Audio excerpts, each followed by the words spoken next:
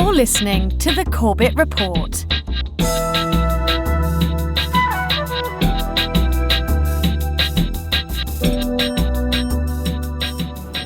Welcome back, friends. Welcome back to another edition of the Corbett Report. I'm your host, James Corbett.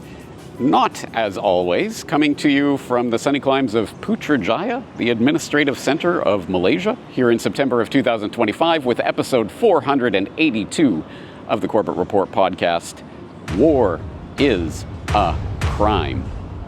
Now, if you immediately and intuitively grasp the simple, common sense, ethical framework embedded in that concept, war itself is a crime, then congratulations. You've got the idea, and you can, of course, you are invited to watch the rest of this podcast, but you can go on with your day because you already understand this. However, unfortunately, I think most of the population still cannot wrap their minds around the concept of not criminalizing murder. Of course, you can't go out and murder your neighbor. Of course, you can't go and travel to a foreign country and just randomly murder someone. But if you put on a uniform, if you have orders from your commanding officer, if there is a president or a prime minister giving a stirring speech about why it is that you have to go over and murder someone in a foreign land, well, then it's fair game, right? If you are at all troubled by that idea, then perhaps this presentation is for you. So let me contextualize it. Why am I here in Putrajaya in Malaysia talking about this? It is because I was just invited to a conference that just took place yesterday, as I'm recording this, here in Putrajaya on the 20th anniversary of the Kuala Lumpur Initiative to Criminalize War. If you have no idea about that initiative, then I will, of course, provide links in the show notes. So please follow the link to the show notes to go and familiarize yourself with the material around that 2005 initiative and declaration.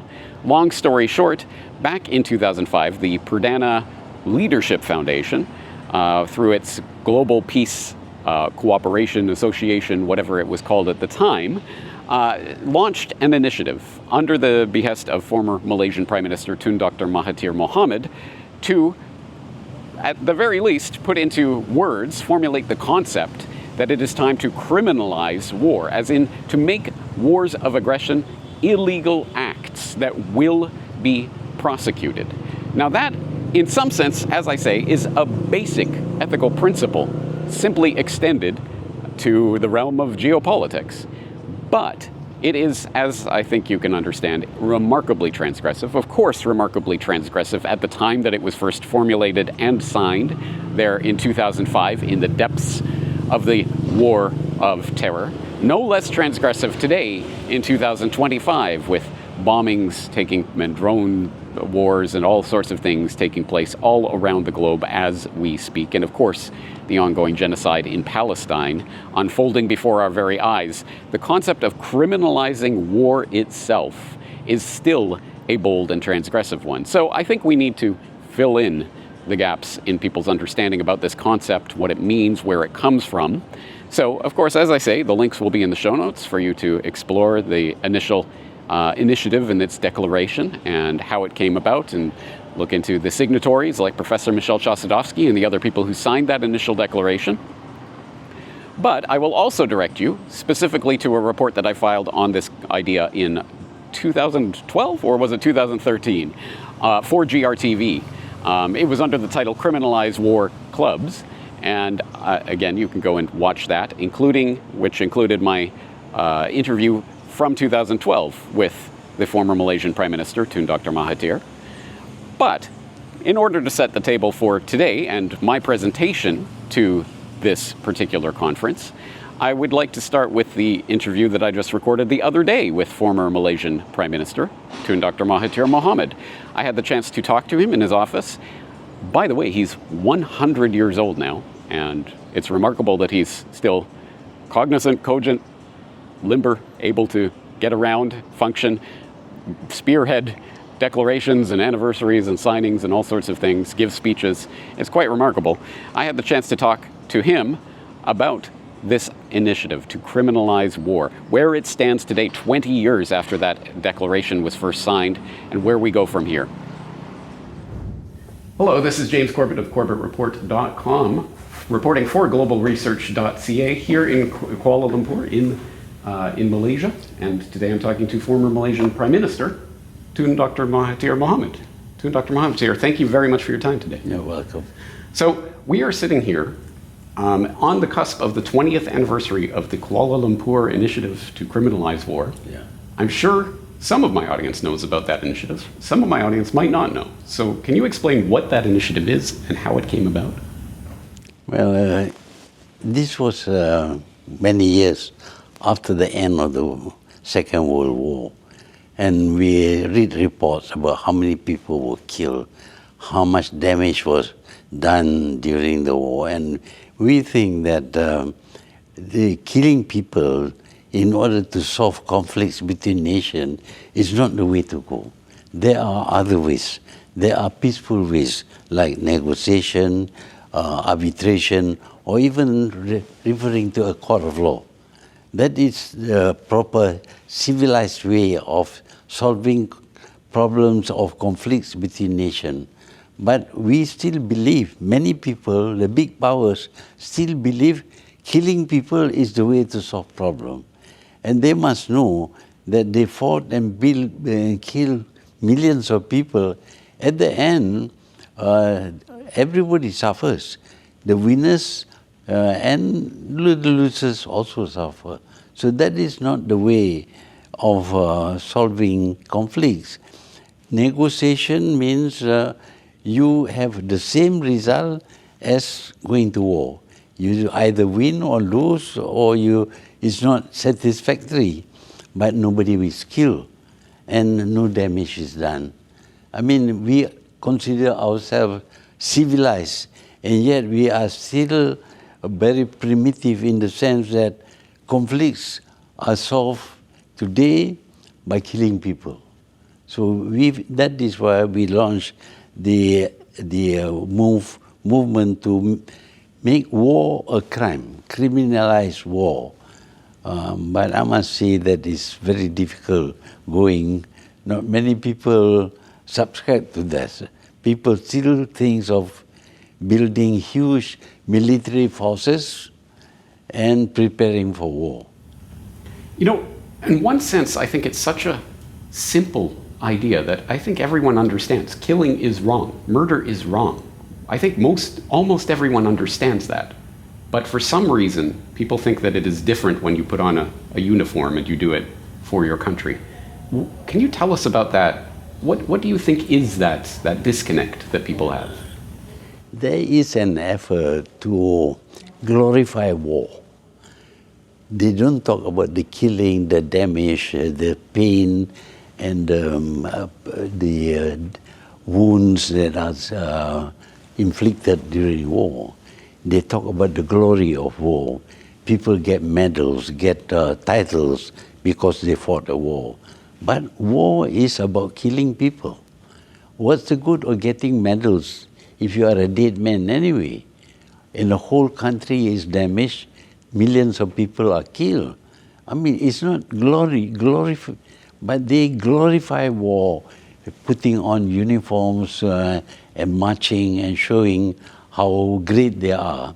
Yes, when you march, it looks grand, but when you're fighting, it's just about trying to avoid the enemy's bullet, because if you don't kill the enemy will kill you. That is what they believe in.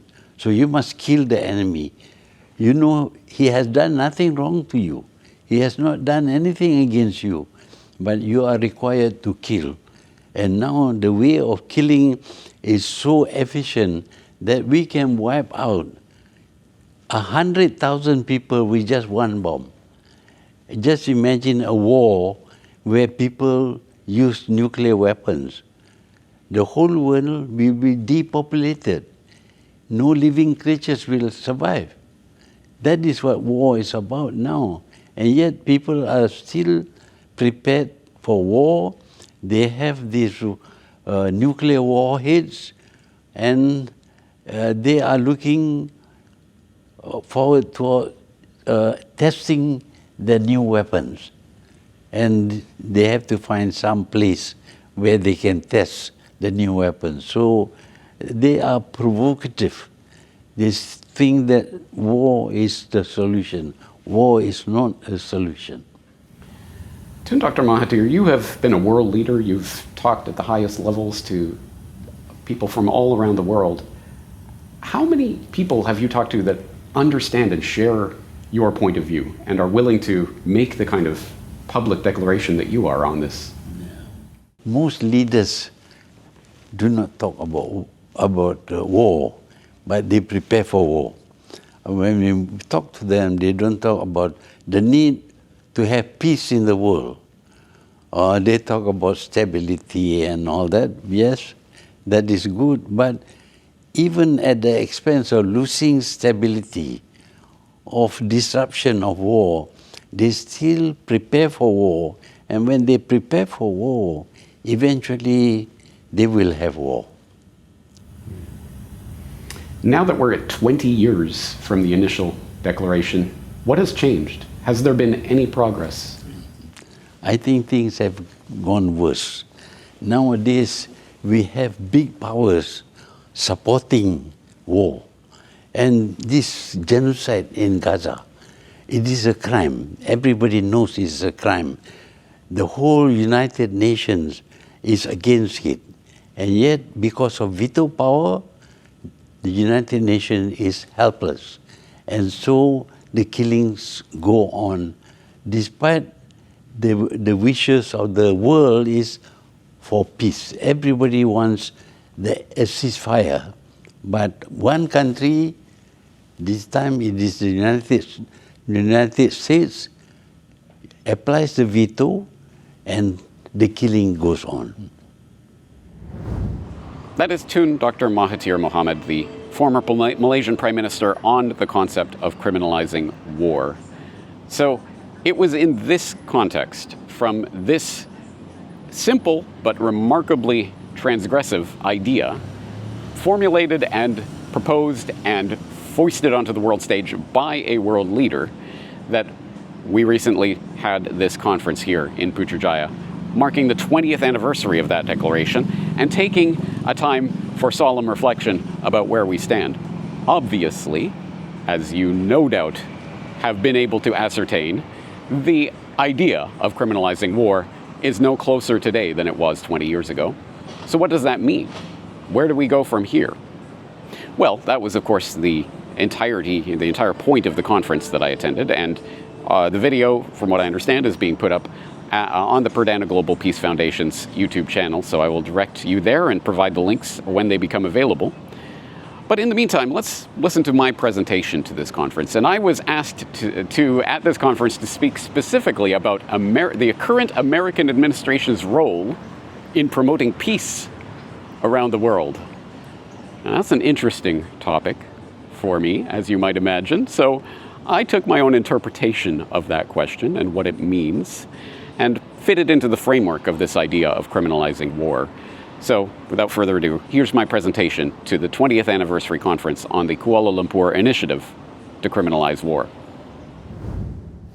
Good morning. As mentioned, my name is James Corbett. I have a website called The Corbett Report at corbettreport.com. So, if you're interested in more information, it will be there. First of all, I'd like to thank the Perdana Global Peace Foundation and its trustees, and of course, Dr. Mahathir for the invitation to speak to you today. As you know, we're gathered here today to discuss the Kuala Lumpur Initiative to Criminalize War and its 20th anniversary. But if we're going to reevaluate that document and its significance from our standpoint here in 2025, then it is worth our time to remember the context in which that initial declaration was made. Let's cast our minds back to 2005 for a moment and ponder the fact that that 2005 declaration was forged in the crucible of war. Not the war on terror, as the spinmeisters and the PR salesmen of the Western warmongers put it, but the war of terror. A war on an abstract noun, which we were told was meant to bring freedom and democracy to the Middle East, but was really about reshaping the Middle East in the interest of the strategists in Washington and Brussels and Tel Aviv. That 2005 declaration came in the wake of America's invasion of Afghanistan, a war which, as my reporting on the secret lie that started the Afghan war has conclusively demonstrated, was waged under false pretenses, and as my reporting on false flags, the secret history of Al-Qaeda has demonstrated, was waged largely against a mythologized and secretly supported enemy. That 2005 declaration came in the wake of the invasion of Iraq, a war perhaps even more egregious in its brazen illegality and wanton disregard for human life. And that 2005 declaration came in the light of the specter of an invasion of Iran, casting the shadow of World War III across the globe. And so perhaps in that context, in the wake of such madness, we can truly appreciate the moral clarity, the moral sanity found in the Kuala Lumpur Initiative's common sense declaration that, united in the belief that peace is an essential condition for the survival and well-being of the human race, we must affirm that since killings in peacetime are subject to the domestic law of crime, killings in war must likewise be subject to the international law of crimes, and that this should be so irrespective of whether these killings in war are authorized or permitted by domestic law. Imagine that. Murder is wrong. Murder in a uniform, no less so.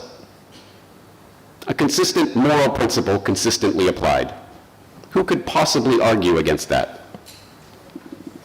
But, as you may have noticed, as difficult as it is to believe, that incredibly important ethical framework has not been adopted in the past 20 years. In fact, if anything, the initiative's simple ideas are probably even more needed today than they were when they were first formulated. Since that time, we've seen the destruction of Libya, the fracturing of Syria, the attack on Yemen, the bombing of Iran, a foreign-sponsored coup in Ukraine and the subsequent invasion of that country, and, of course, the ongoing genocide in Palestine. But I've been asked here today to talk specifically about the role of the current American administration in promoting peace around the world. It's an interesting topic. The role of the current American administration in promoting peace around the world. He's nominated for Peace Nobel. I'll get to that. Well, all right, okay, if we're going to talk about the Trump administration and its efforts to promote peace, perhaps we should start by remembering how it was that Trump was swept into office earlier this year. On the campaign trail in 2024, Trump claimed that he would be able to end the conflict between Russia and Ukraine on day one of his presidency. He claimed, for example, before I even arrive at, I don't do a Trump impression, sorry. Before I even arrive at the Oval Office, shortly after I win the presidency, I will have the horrible war between Russia and Ukraine settled. In fact, he didn't claim this once or twice. He claimed it at least 53 times. And throughout his campaign, he promised a quick end to the ongoing genocide in Palestine. Get it over with and let's get back to peace and stop killing people, he said in April 2024.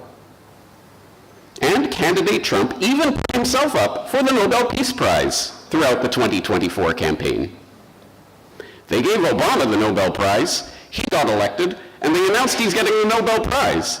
I got elected in a much bigger, better, crazier election, but they gave him the Nobel Prize, he complained at one campaign event in Las Vegas. And in November, shortly after winning the election, it was confirmed that at least one Ukrainian lawmaker had indeed voted for him to receive the Nobel Peace Prize. It is my belief that Trump has made considerable contributions to world peace and that he can make more in the future, wrote Alexander Merezhko, a leading member of the Ukrainian parliament, in his letter to the Norwegian Nobel Committee. So, since taking office, has Trump made good on these promises? Well, he obviously has not ended the Ukraine-Russia conflict on day one, as he promised at least 53 times as a presidential candidate. He now claims that was said in jest and wasn't meant to be taken literally. And he hasn't overseen an end to the Gaza genocide. As we know all too well, the slaughter of Palestinians continues, and Netanyahu's government is preparing its invasion of Gaza. But to be fair, we have witnessed some attempts at mediation and peace brokering since President Trump came into office in January. We've seen Trump personally attempting to broker a deal in the Ukraine-Russia conflict, for example, and we've seen Trump coordinating a peace deal between Armenia and Azerbaijan.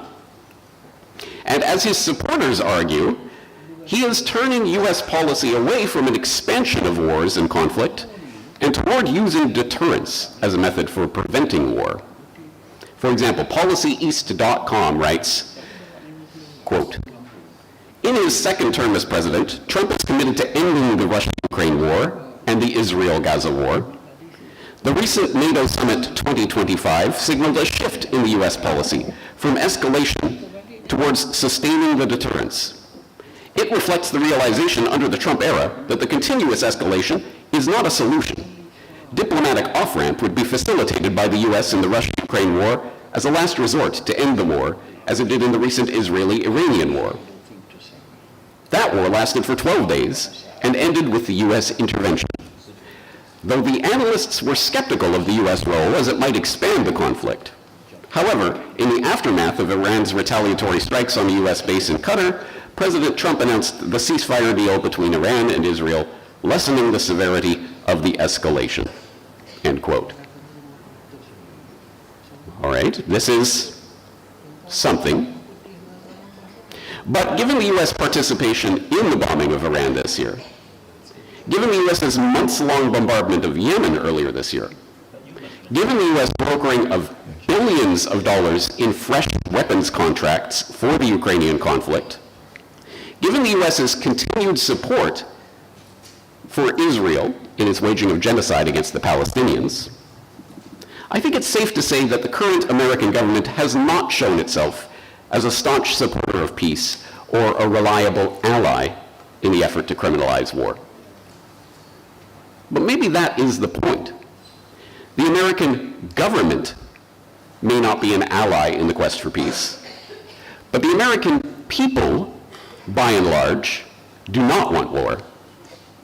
Indeed, in February 2024, at the height of the then Biden administration's push to arm and equip Ukraine for its war with Russia, a poll found that the overwhelming majority, a full 70% of Americans, wanted their government to push for peace talks between the two countries, not to support more war.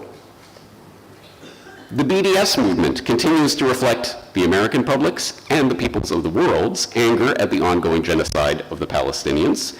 It has pressured Chevron into halting expansion of its Israeli-claimed Leviathan gas field in the Mediterranean.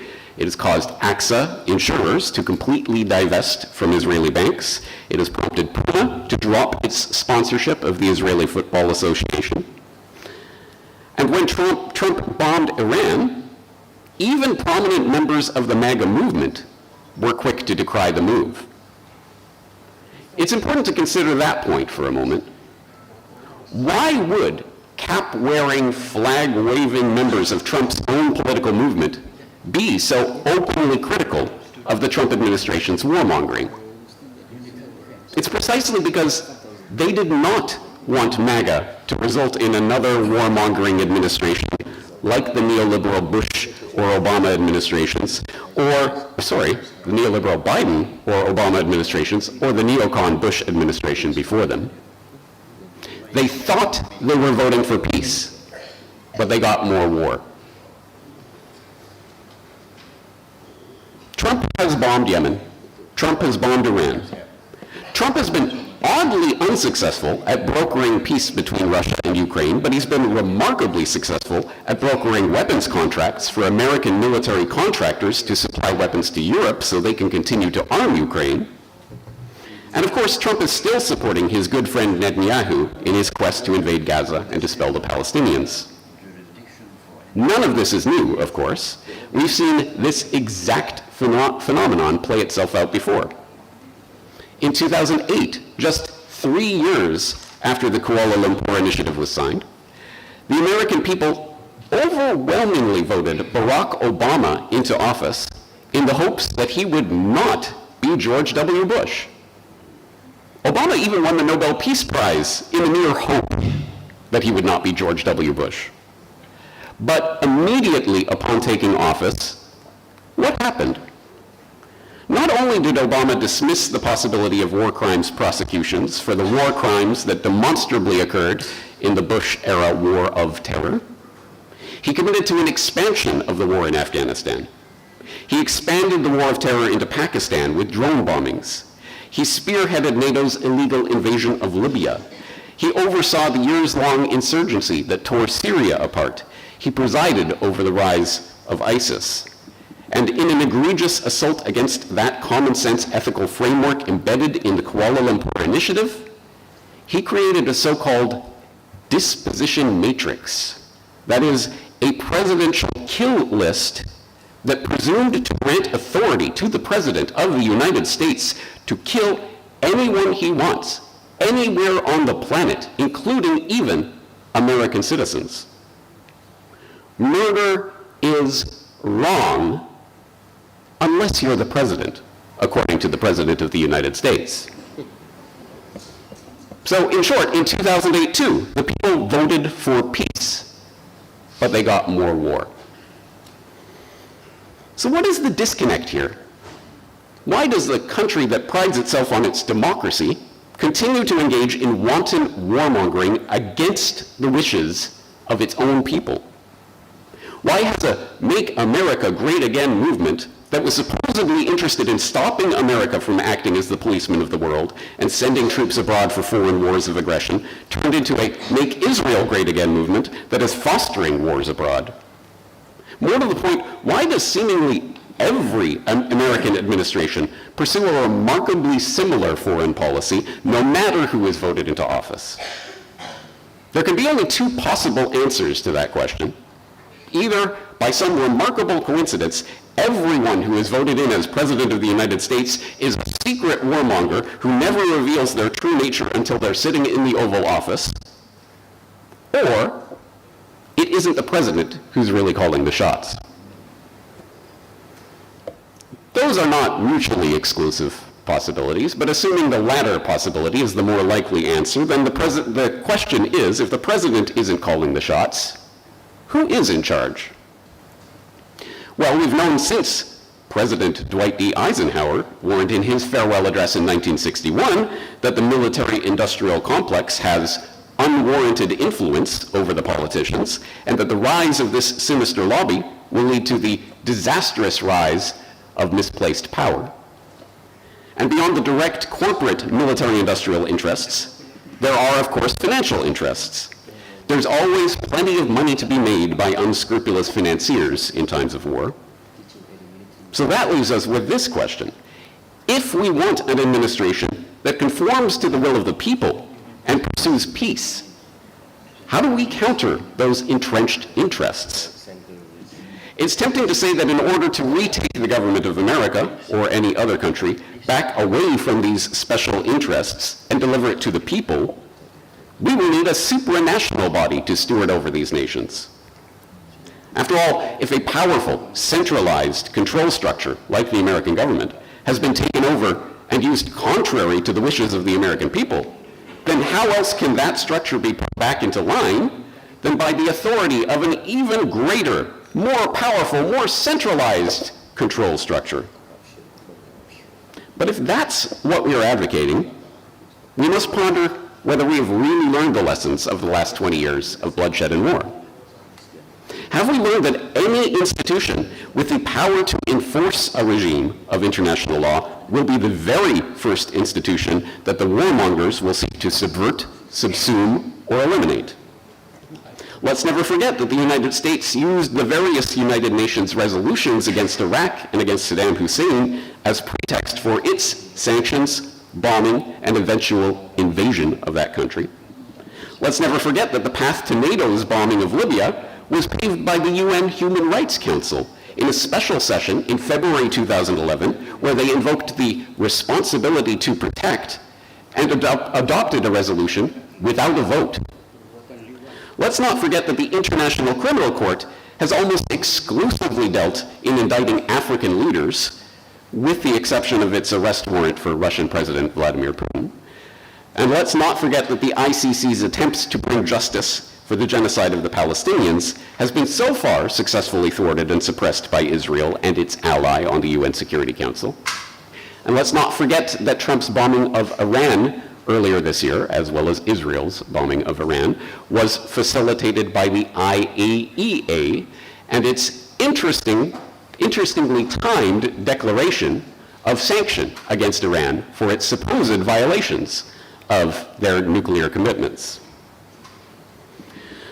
Perhaps then, when we're looking at the fundamental shift in society that is going to have to take place if we ever want to truly criminalize war, we're looking in the wrong place if we're looking to the ballot box, voting in Barack Obama or Donald Trump or whatever politician comes along promising but failing to deliver on peace. And perhaps we're also looking in the wrong place if we're looking to these supranational entities to bring about peace. The real criminalization of war will almost certainly not take place as a top-down movement. It will not result from the conspiracy of high-level political leaders meeting behind closed doors and behind the public's back. It will not happen at a large-scale, unaccountable institution thousands of miles from the people it claims to speak for.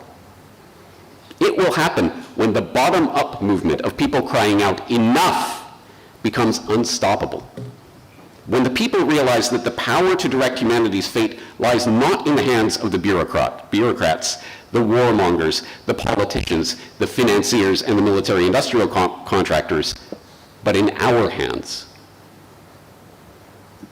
In a strange way, perhaps the Trump administration has actually contributed to the promotion of peace in the world by helping to remove the scales from the eyes of those voters who have up to this point still believed in the power of voting or in the power of international institutions to achieve peace. By continuing the war agenda, Trump has demonstrated once again that the idea of waiting for a political savior to end the wars is a failed strategy. It's now time to organize as citizens, to boycott, to protest, to refuse to fight, to make it impossible for the war machine to function. Once we realize that the war machine runs on the fuel of our participation, we start to recognize that our withdrawal of support for that war machine will be the only thing to stop it from functioning. Such a lofty goal may seem far off today, but until we start conceptualizing it, until we start cheerleading for it, until there is support for this idea from the grassroots, it will never happen.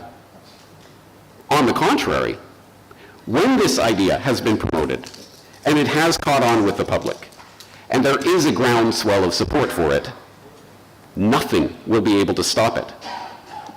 Victor Hugo famously observed, "No army can stop an idea whose time has come." But when the initiative to criminalize war has prepared the way for global peace, there will be no army left to try to stop it. Let's pray that that day comes sooner than later. Thank you. All right, friends, that was my presentation to the conference. And as I say, I will be putting the links to all of the information surrounding this conference, the initial declaration, the Pradana Global Peace Foundation, etc., so you can explore all of that information to fill in the dots and come to your own conclusions about the value of a declaration like this. But I think I understand, certainly, the cynicism, the doomsterism that pervades topics like these. This will never, ever change anything, is what I imagine 99% of the audience might be thinking at this point. But I think it is at the very least important to keep in mind the dramatic, incredible civilizational turns that have taken place because a dedicated and tireless minority have worked for those changes to come about. the abolition of slavery is something that would not have been imaginable, even thinkable, to people in the generations before that change took place. But afterwards, it's unthinkable that open slavery would be encouraged or allowed, except in Libya after the NATO bombings. Having said that, I think someone who articulated the reason, the purpose, the merit of an initiative like this was the moderator of the panel that we had, a panel discussion that we had after the presentations at the conference. I think he put it quite well when he articulated what it is that we're really doing here and why it's important.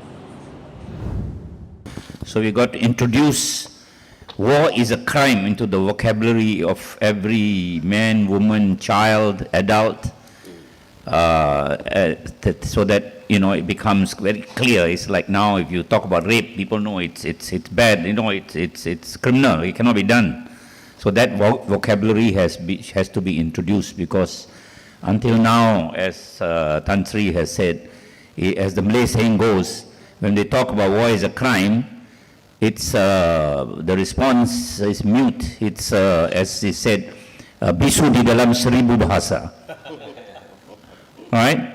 It's mute in 1,000 languages. There is no response, no adequate response to challenging the fact of people who initiate and continue war and war crimes. Important words, an important concept. A simple concept, but a very, very important one, and one that could potentially change the course of civilization. At any rate, if it's never articulated, how will we ever get from here to there? So, I thank you for your time and attention in today's podcast. As always, if you are interested in more information, the links will have all of the links and resources that I have mentioned today so that you can get caught up to speed on these issues. Having said that, I think that's going to do it for today. I am going to spend the remaining hours here in Malaysia, hopefully recording a subscriber-exclusive video for all of you out there, so that all of you subscribers out there, so that you can see a little bit of Malaysia. But that's going to do it for today. Thank you for your time. James Corbett, CorbettReport.com. Looking forward to talking to you again in the near future. The Corbett Report is 100% listener-supported. Join the Corbett Report community to become a member, and log into CorbettReport.com to read the subscriber newsletter, featuring my weekly editorial, recommended reading and viewing, discounts on Corbett Report merchandise, and, once a month, a subscriber-exclusive video. Sign up today at CorbettReport.com/members and help support this independent media.